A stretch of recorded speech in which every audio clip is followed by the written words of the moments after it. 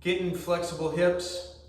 I'm going to show you 4 different stretches. You can try to remember it by thinking front of the thigh, back of the thigh, inner thigh, and outer thigh, but not really outer thigh glute. So 4 different ways. So the first one is front of the thigh. So we're going to go right foot forward, left foot back. This is a low lunge position. Now from here, you got to balance and you got to grab that back foot. Once you grab the back foot, it might already be stretching, but what you have to do is have some control in the glutes and push the hips forward so that the angle between the front thigh and the back thigh is closer to 180 degrees.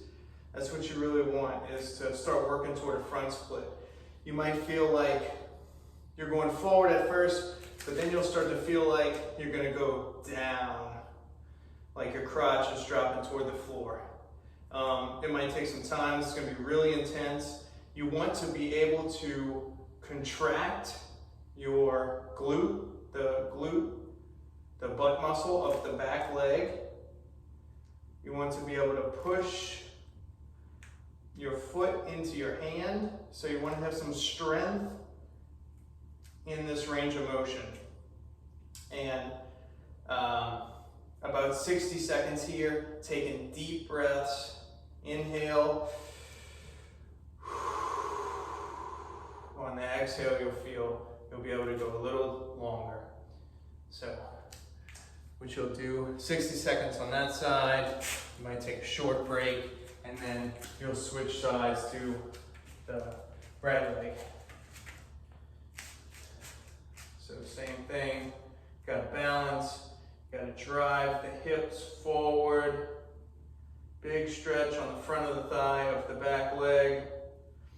You want to be able to contract the glutes, and then you also want to be able to relax. So good athlete has the ability to create maximum tension and maximum relaxation. So 2 different strategies. When you're taking deep breaths, inhaling and exhaling, on that exhale, you're trying to relax. But you also want to have the ability to kick that back leg into the foot, contract the glutes, create maximum tension in this extreme range of motion. So that's one stretch. All right, second stretch. We're going to do back of the thigh, hamstrings. So what you want to do is find something about the height of your hips. And right now I'm using a window with a yoga block, and then I'm going to pick up and put a leg up there. Now your first step is just to get real square, get your feet square, stand up nice and tall, and then be able to create active muscles in your legs. So the toes are either pointed or they're pulled back. I can't point my toes through the window, so I'm going to pull back. That's called dorsiflexion. So I'm actively pulling the toes toward myself. You're going to feel a big stretch on the back of the legs just doing that. Also, you want to be able to contract the quad. And you just want to hold this for about 60 seconds.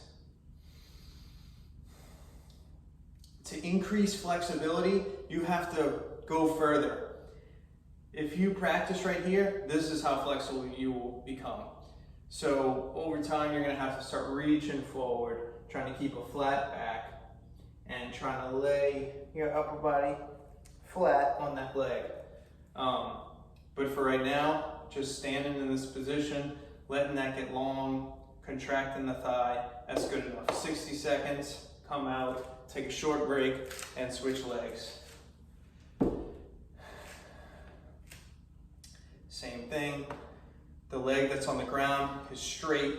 I'm standing up tall, my hips are square, my ankle is pulled back toward me, my quads are contracted, and I'm breathing. After a little while, maybe a few weeks down the line, you can start grabbing that foot and start trying to lie down over that leg. All right, that was stretch number 2.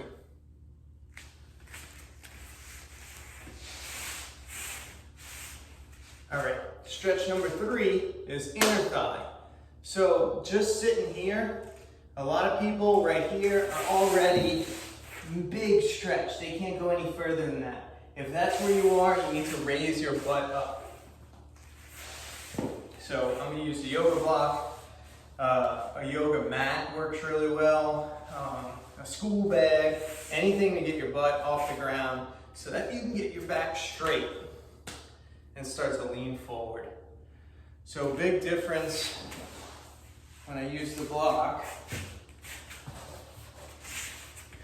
and I can go forward with a fairly straight back versus I'm here, because I'm not even getting in the inner thigh here, just too tight. So you gotta raise up as high as you need so that you can start to lean forward and breathe here. If that's where you are using the block, you'll have to use the block for this part too. But this movement, called a straddle up, will accelerate your progress in your middle split. So the legs are straight, the knees are locked, the toes are pointed, and we're gonna lean forward and use straight arms to push ourselves up to a middle split. So now I'm in a middle split. And you go back down. So I'm not gonna use the block, but you might have to. And you do those for reps. And you come up, and down, and up, and down. And I'm not really strong enough, but plenty of people are strong enough to come up and not use their hands. Ugh. But either way, when you're in this middle split, same thing, you want to build some active strength here. So push your feet into the floor, contract the thighs, make sure you're strong and flexible. Come back down. So the way I always work my middle split is I do 8 to 10 straddle ups up and down, and then I come in the pancake and I lean forward and I breathe for about 60 seconds.